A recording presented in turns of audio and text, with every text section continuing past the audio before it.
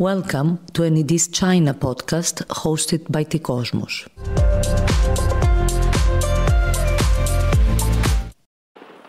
The noise of gunfire rose from all over the center of Peking. It was unremitting. On the streets leading down to the main road to Tiananmen Square, furious people stared in disbelief at the glow in the sky, listening to the sound of shots. Heading down the road was a hazardous business, but hundreds of people cheered as buses were set alight and army trucks caught fire too. They yelled and shouted, and then as troop lorries were seen moving down the road, there was gunfire from those lorries. That was Kate Addy reporting from Tiananmen Square for the BBC in June 4th, 1989. What really happened in Tiananmen Square 36 years ago? Was there an organized pro-democracy movement? Why did the Communist Party respond so brutally? Was there another way? Was it avoidable? How events at Tiananmen Square affected the future of the Communist Party in China, and how relevant is it today? To discuss these issues, we have invited Andrew J. Nathan, Professor of Political Science at Columbia University and author of the book The Tiananmen Papers, a compilation of selected secret Chinese official documents relating to the 1989 events. I am Marlisa Anastasopoulou and I'm your host. Professor Nathan, thank you so much for being here with us today. Oh, it's a pleasure. We're gonna take what happened in Tiananmen Square 36 years ago as a starting point and build on that and how it's relevant today. That's going to be the discussion for today. So let's start from the very beginning. We're back in 1989 and the events at Tiananmen Square. Could you give us your personal opinion? You were there that year, and what happened then? Yeah, well, I was actually there in late 1988, the late part of the year before, and I was traveling around speaking to people, and I felt that things in China were very uneasy in late 1988. People were worried about inflation and corruption and the future track of the reforms. The post-Mao reforms had been going on for about 10 years, and they had reached a kind of stalemate. People were unhappy about it. I came home and I didn't know what was going to happen. But in April of that year, one of the leaders that the students loved and who was viewed as a reformer passed away with a heart attack. And the students came out to honor him and ask for the official party sort of obituary on him to celebrate him as a reformer.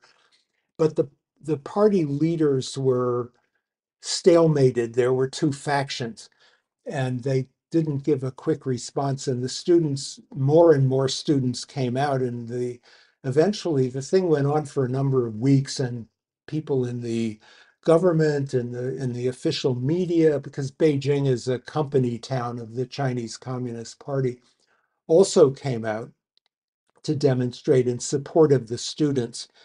And the students articulated a demand for something they called democracy. And the stalemated party leadership didn't give them an answer. One faction said the students are basically patriotic and we should negotiate with them and tell them that we basically agree. The other faction said if we allow the students and everybody in society to start independently making demands on us, then our one-party system is going to not survive as such. And the students were impatient and they launched a hunger strike. And this became a big crisis. And Deng Xiaoping, who was the top leader, decided to declare martial law and then sent in the troops. And then the troops came in shooting. People were killed. We still don't know the number of people killed. And that was the so-called Tiananmen massacre, or June 4th, 1989 massacre. It's something that at least my generation remembers quite well. I don't know how much younger people are familiar with it, and particularly within China, because it's censored in China, as far as I understand, to talk about it. But you were there at the time, and about a couple of years later, beginning of 2000, you published an article and then a book, the Tiananmen Papers, and you gave us much more insight as to what happened there. Could you talk about how did you acquire them? What was your experience with them? Talk about it a bit about I will. I wasn't there in '89. I just want to clarify that. Yeah. But later on in the late 1990s, while I was in New York, somebody came to me who kind of represented the reform faction in China and said that they wanted to get out the true story. And he had a lot of, a big amount of documents from that time, from April, May, June 1989, inside the party, the party meetings, the reports from the provinces, the reports from the Railway Bureau, the reports from the Education Ministry, the meetings of the top decision body, the Political Bureau Standing Committee, and so forth. They had all these materials, raw materials, basically on disk, most of it, although he also showed me some original papers. So I worked on authenticating this. I had to figure out, is this true or not true? And I did a lot of things I describe in the introduction to the book to figure out that it was all true. So then I thought, well, this is an important contribution to history. So what we did, eventually all of those materials came out in a Chinese book, but what we did first was that I selected the documents that would tell the story to an English language audience. And I worked with Perry Link, who's a famous American China specialist, for him and me to sort of edit we hired translators.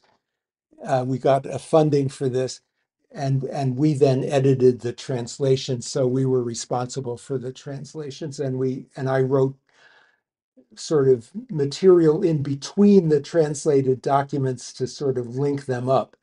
And this was a book that came out in 2001 called the Tiananmen Papers that gave us new insight, not so much on the student movement, which took place in public and we knew what it was, and not in the Chinese military because we didn't have those documents, but what we got was a lot of documents about the process in the party decision-making apparatus in Zhongnanhai with Deng Xiaoping, with the premier, with the party secretary, with the Politburo members, how they debated the issue, what they thought about it, how they made decisions. So could you give us a brief outline of what more did we learn from that and how this impacts a bit what happened in China afterwards? Well, I think we learned a few things. One thing we learned that was interesting was the high quality of the information that the party center got from all of the agencies. And also they translated extensively from foreign media. So the decision makers had access to a huge amount of good information, which is not always the case in an authoritarian regime. Secondly, this split that I mentioned between the two factions in the leadership, one group that was a reform faction and thought that we can sort of ride this out and increase our legitimacy by accepting what the students were demanding. I mean, the students were demanding democracy, but they didn't mean by this overthrow the Chinese Communist Party. I mean, maybe a few of them had that in mind, but that wasn't what they mostly said. They wanted reform. They wanted the party to be more open. They wanted corruption to be resolved. And the other faction that took the point of view that we are a one-party regime, and that's the character of the regime. And if we start negotiating with civil society, our type of regime will change. A third thing that we learned was that the leadership placed tremendous emphasis on foreign support and believed that, at least the conservative faction believed, that what was happening was really a plot that was being promoted by enemies in Hong Kong, enemies in Europe, enemies in the United States. So again, from them, it was a crisis of the regime. A fourth thing we learned was the power of Deng Xiaoping, because he was actually retired. He was pretty old. I forget how old he was, in his 90s at this time. And he really wanted to get out of politics and have a retirement. And he had appointed all these younger people to be in charge, but the younger people couldn't handle it.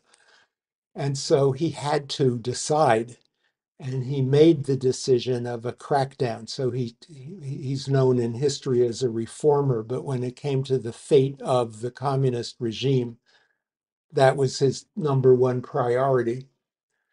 And we also learned that the party didn't have a civil defense, sort of, what do you call it in Europe? You know, a body of specialized troops that handle civil affairs. They had to send in the regular army with tanks, with rifles, who were trained to kill people. And that's what they did. So this is why it ended up in a massacre. They didn't have any other They way didn't know how to deal to with deal a with it. civil, civil movement in a way that would minimize death. We also learned that these uprisings occurred in almost 400 cities. The main story is Beijing, because Beijing is where the fate of the regime is decided, but the dissatisfaction was widespread throughout the country. Can I make like a question here Sure. to clarify things?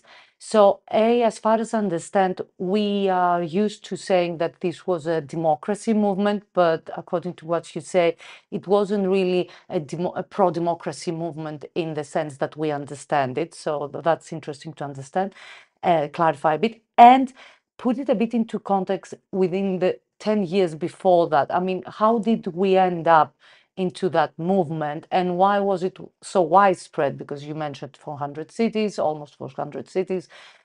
So it seems a bit different from how we would read it, let's say briefly in the Britannica. Yeah. So Mao died in 1976, and it was a sort of liberation for people. In 1976, people had been living under a very harsh ideological dictatorship, and the economy was rather stagnant. And Deng Xiaoping came in a couple of years later. He consolidated his power, and he said, we're going to do what he called reform and opening. And it meant that China opened to the world, and it plunged into the global economy, and it opened up, it expanded education, and it expanded individual freedoms, and it aimed at creating a middle class and all these kinds of things that people loved. But they loved it, but it was a rapid, disorienting sort of set of changes. And the policies that Deng Xiaoping pursued were also controversial within the party leadership. Some of the party leaders thought there's too much freedom now, and there's too much Western influence, and so forth. So there were zigzags in the policy. And in 1988, it was an odd moment when the person in charge, named Zhao Ziyang, in charge of the economy, was trying to engineer market reform, market prices. And as soon as he announced we're going to go from planned prices to what he called dual price system, where there were market prices and planned prices, there was a sudden upsurge of inflation because people were paying the market prices. And there was also an upsurge in corruption. And then Deng Xiaoping told Zhao Ziyang, shut it down, go back. We can't do this. And so ordinary people were like, where are we going now with the reforms? We've had 10 years of reforms and things have been fabulous. And all of a sudden the government doesn't know how to proceed with this. And we've landed in this issue of inflation and so on. And the party dictatorship used to allow us to say things, and now they're not. And so all of these things came together. Everybody was unhappy about it. But that didn't necessarily mean there was going to be a crisis. What made the crisis was one contingent event, which was that this very popular leader died, and one structural event, which was that the leadership couldn't agree on how to handle the public response around this guy. So if they had just said, yeah, he's a great reformer, we're going to give him a beautiful funeral and we agree and everything, then you would have had relative stability. You still have the problem of how to continue the reforms and so on. But because of the split in the leadership and I think this is the most dangerous thing for any authoritarian regime, is if there's a split in the leadership. Yeah. And then all of the dissatisfaction that's buried in society has time to come out. There are always a few dissidents in any society, but if the regime cracks down efficiently on them, you have stability. But if the regime doesn't crack down efficiently on the dissidents, then the second level dissidents who are a little bit afraid, they come out. And then the third level dissidents come out, and it builds up and the problem gets bigger and bigger. And that's what happened in April, May, and caused this crisis. After the crisis, we've talked about how the party decided internally and the divisions. How did it affect the Communist Party? So slowly we can run up to today. What was the main effect, and how does this couple with how the Communist Party has evolved? So the crisis crackdown was very decisive and effective. After killing some people, they also arrested some people, and then some other people fled overseas, and everybody got the message, is that, okay, no, we're not going to challenge the party. And challenges to the party in the subsequent years, so we're talking from 1989 up until now, have been pretty small. You had a lawyers' movement, you had a feminist movement, you had a thing called the China Democracy Party, but these were, this is a huge country. These were a few hundred people, and the party dealt with them very effectively. There was also another pretty big movement called Falun Gong, which was a big sort of quasi-religious movement that got too independent. The party cracked down on them. So as of today, from a political point of view, the population, number one, understands it's dangerous to go against the party. Number two, and this is another legacy of Tiananmen, is that after the crackdown, there was a period of economic stagnation, but Deng Xiaoping was still alive at this point in 1992. And he said, continue on with reform and opening. And so the 1990s, as well as the first decade of the 2000s, there was double-digit economic growth in China. So people today, they know it's dangerous to go up against the regime. They also know that their living standards are tremendously improved over that of their grandparents or even parents, although the economy has slowed down, but it's still growing at 5% or so. And the regime has tightened up control over propaganda, information, and they have cracked down on corruption. So we don't ever know for sure about these things, but from my assessment from the outside, as of today, the regime is in solid control. It's very stable. The leadership is united around Xi Jinping. They got the lesson as well that we can't be divided. So the legacy, you might say, it's not only the legacy of Tiananmen, it's the legacy of many, many things that happened after Tiananmen, but the output as of 2025 is China's rising, it's stronger, it has more power, military, it's united, the population is under control, there's investment in high-speed rail and parks in the cities and retirement and health care systems and so forth and so on. So we could spend a lot of time talking about the problems faced by the regime, but there doesn't seem to me now to be anything like a potential second Tiananmen or democracy movement. So there's nothing new in the horizon, at least for a while. The That regime I is, can foresee. Of course, yes, whatever is new, for a I'm while, not of going to course. foresee. The Probably. regime is resilient.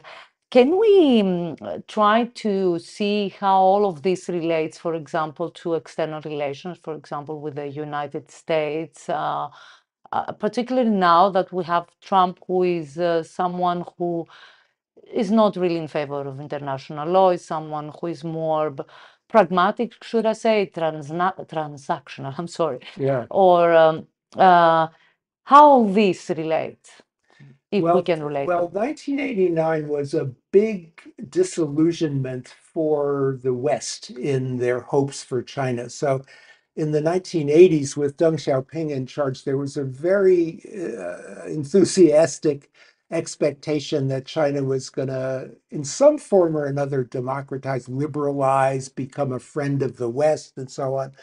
That crackdown happened to be broadcast on international television. This was another sort of contingent event, which was that there was a big event that was supposed to be happening in Beijing, which did happen in Beijing at that time, which was a visit of the Soviet leader, Mikhail Gorbachev, to Beijing to heal up the Sino-Soviet split, and Gorbachev met with Deng and other leaders. And so the international TV and other media were there to see the Gorbachev-Deng meeting. And then instead of that, they broadcast the pro-democracy demonstrations and the crackdown.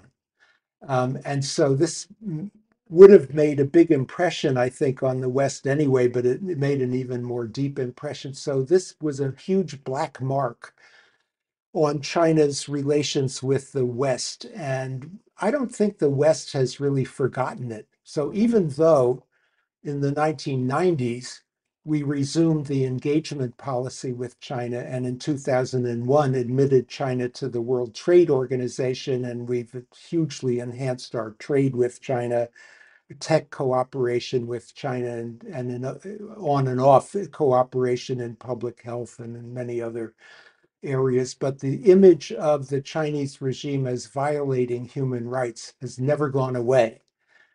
And this contributes, it's one of the threads that contributes to the growing antagonism between the US, China, Europe, China. So there are other issues, trade, Taiwan, climate, and so on and so forth, tech.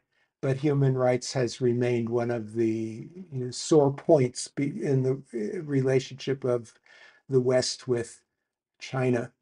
Now, when it comes to Trump, he personally doesn't care about human rights at all, as far as I can see. Mhm.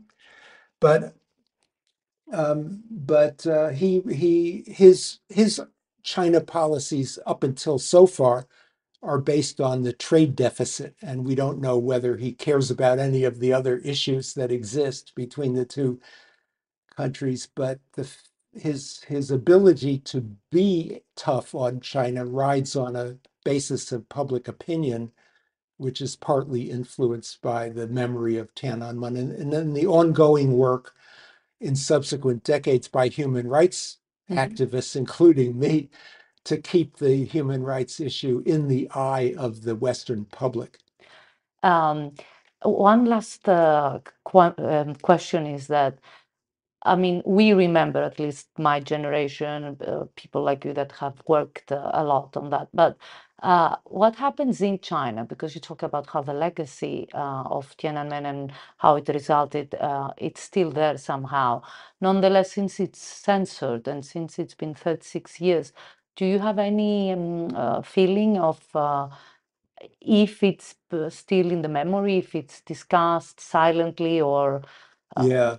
Let me answer that on two levels. So on the first level, no, it's forgotten. The regime has been amazingly more successful than you would think possible to make this be completely forgotten. And I've met so many young Chinese people who have no idea that this happened. And when I tell them there was a thing where I may make reference to it, assuming that they know what it is and they've never heard of it, I'm shocked. The only people who know about it really are people whose parents were young students at that time and participated in it, and who have, not all of those would even tell their children, but some of them would tell their children that would, they know. The second level that I would like to say, though, is that I think the deepest thing that we learned from Tiananmen was that Chinese human nature is like our human nature. Mm-hmm. And that is that they want freedom to think and to live their private lives and to learn about the outside world and to have information. And that's not true of everybody in Europe or America or China. There are a lot of people who are only interested in, whatever, video games and stuff like this. But there are still a lot of Chinese young people, and not only young, people of all ages, who want more freedom. And although they are living mostly a good life in China under the control of the government, and although they know that they should not rebel and that it's hopeless to overthrow the Chinese Communist Party, history is very long. It goes on for many, many years. And the trend of China is middle class, is education, is urban dwellers, is international travel, is those trends are going to clash with the model of government that exists in China today, which is so controlling. And I believe that human nature will win out eventually, unless artificial intelligence takes over all. This is a joke I'm making, but I mean, we don't know whether the future is one in which human beings will be subordinated, but I doubt it. I think human beings will want more freedom, and the Chinese system will eventually have to accommodate that in some form, not necessarily Western style democracy. But a change Some kind of liberalization is going to happen at some point. I think so. Yeah. It has been really fascinating. Thank you so much for your time and all these amazing comments that you made. Thank you so much. It's a pleasure. Thank you.